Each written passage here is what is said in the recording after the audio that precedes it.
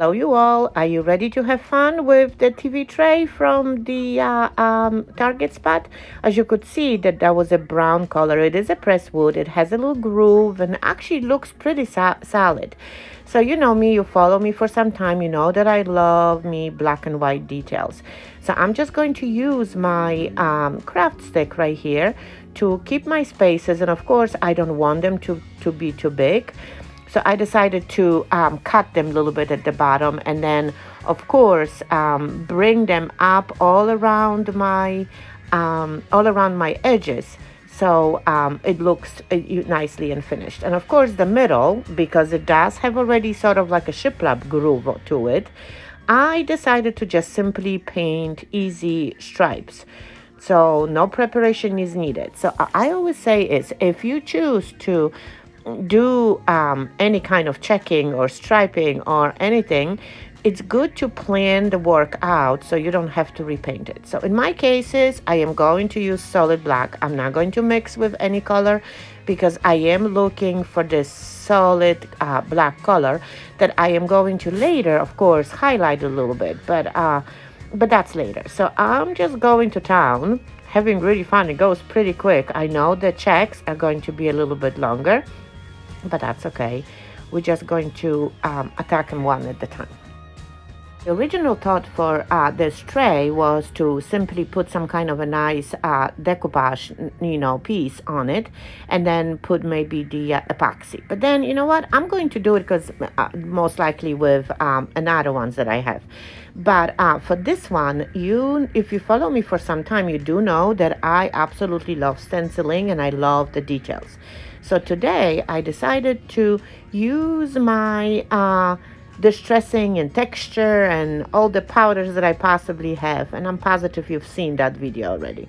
So I'm struggling over here to get it as close as I can, but I'm not going to really worry how straight my lines are because, as I always tell you, the highlights, they are really easy helping me to hide some imperfections. And of course, the deal here is to use the flat and very short bristle brush to make those lines as straight as possible. But as you can see, I had to change my brush, so I do not want to hold you through this whole process.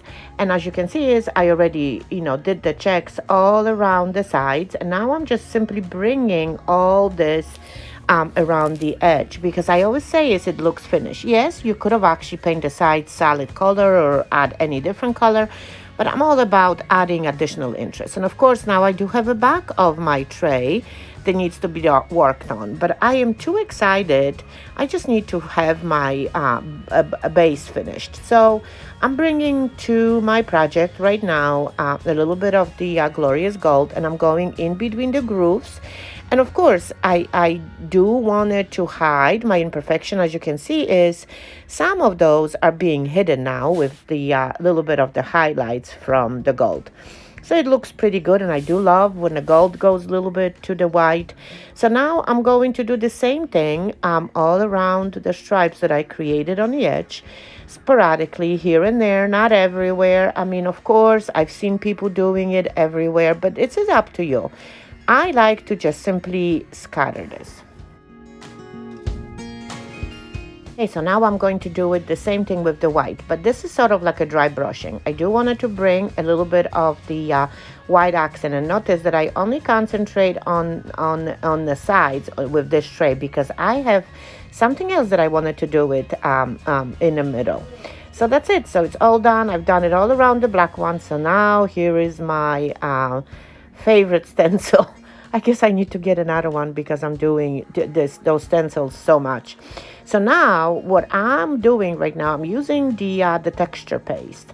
And this time I'm actually using the clear one just to see how it works. And it seems like it's super watery. So hopefully that's going to work. And it did leave me a design. Perfect. So now I'm going to use a little bit of my powder. And then scatter this all around in a lighter color because of obviously I need to have some yellows or shades of any kind of gold. And then I'm going to distress it a little bit with the darker powder that I have.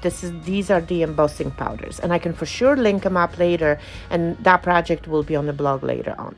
So now I do wanted to literally play around with my embossing powder right on my tray and shake it up and make sure that it brings me that natural highlights, and of course wait until it dries on its own before you're going to ignite it or reset it with the heat all over again. And when you do so, notice what happens.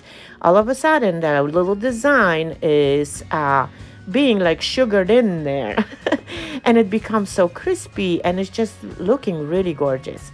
Man, I love this embossing process. So now I'm trying on the wood. I've done it on the paper, if you remember. I've done it on the fabric.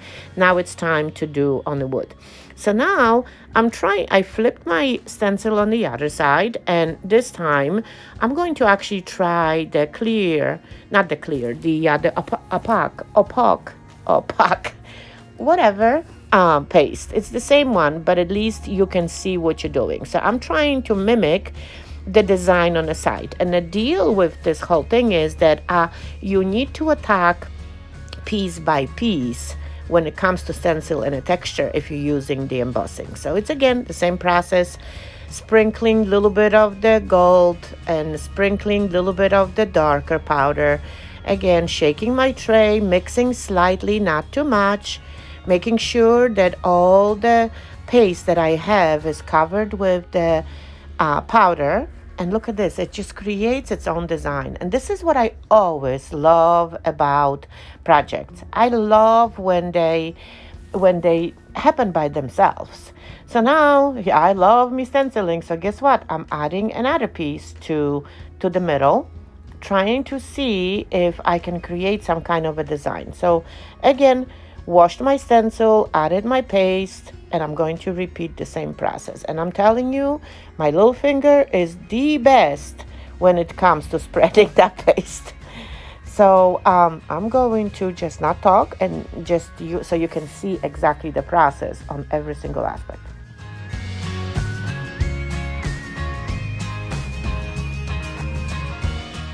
Do you actually see how beautiful now this powder spreads itself out and mixes on its own without me helping? Oh my goodness, this looks so vintage. Love it, love it, love it. And it's again, as I mentioned before, I do not add the heat to it right away. I usually wait like 5-10 minutes for the powder to settle in and have the paste to dry a little bit. And I do have to also mention that paste does not have a huge groove. I know I'm going to be able to put the coffee or anything right on it, so I'm going to be all good. But I so love it. So I think I need to add another one on the bottom. Do I need to hold you through this whole process? I mean, look how gorgeous. And it has that little sheen and everything. Man, love it.